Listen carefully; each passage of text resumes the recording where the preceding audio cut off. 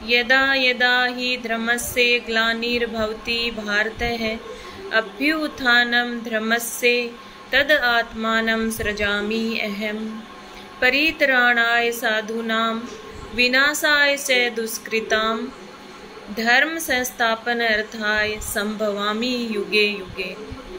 आप सभी विद्यार्थियों को श्री कृष्ण जन्माष्टमी की हार्दिक शुभकामनाएं। आज हम बात करेंगे चारों वेदों के प्रतिपाद्य विषय की।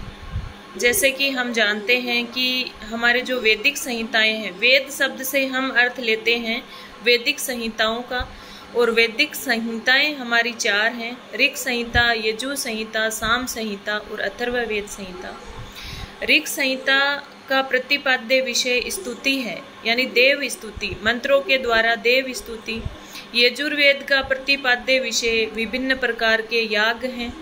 सामवेद का प्रतिपाद्य विषय उपासना है, और अथर्ववेद का प्रतिपाद्य विषय अभिचार मंत्र, सम्मोहन, मारण, उच्चाटन, यानी विभिन्न प्रकार के लौकिक विषय हैं, वो अथर्ववेद के विषय हैं।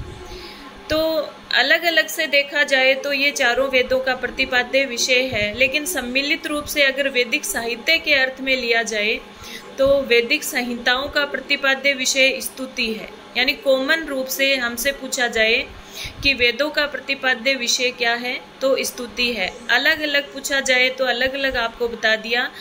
जो ऋग्वेद है उसका प्रतिपाद्य विषय स्तुति, यजुर्वेद का याग, और सामवेद का जो प्रतिपाद्य विषय उपासना है, और अथर्ववेद का प्रतिपाद्य विषय लौकिक विषय हैं। यह लौकिक मतलब इस लोक में जो फल प्राप्ति के विषय हैं वो अथर्ववेद का विषय है। लेकिन सम्मिलित रूप से चारों वेदों का, वैदिक संहिताओं का प्रतिपाद्य विषय स्तुति है।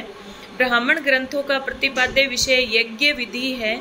सामवेद जो अपने आरण्यक ग्रंथ हैं उनका प्रतिपाद्य विषय प्राण विद्या है, यानी यज्ञों की दार्शनिक और आध्यात्मिक जो विवेचन है वो आरण्यक ग्रंथों में है।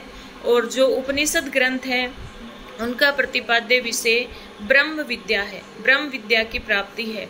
वैसे देखा जाए तो ब्राह्मण ग्रंथ गृहस्थ लोगों के लिए उपयोगी हैं, क्योंकि यज्ञ कर्मकांड का वर्णन है। आरण्यक ग्रंथ वानप्रस्थी लोगों के लिए उपयोगी हैं, क्योंकि यज्ञों का वर्णन है, लेकिन दार्शनिक और आध्यात्मिक विवेचन है तो वानप्रस्थी लोगों के लिए होगा।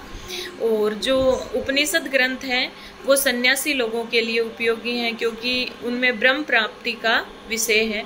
तो इस तरह से हमारे वैदिक साहित्य का प्रतिपाद्य विषय का विवेचन किया गया है। धन्यवाद। जयतु संस्कृतम जयतु।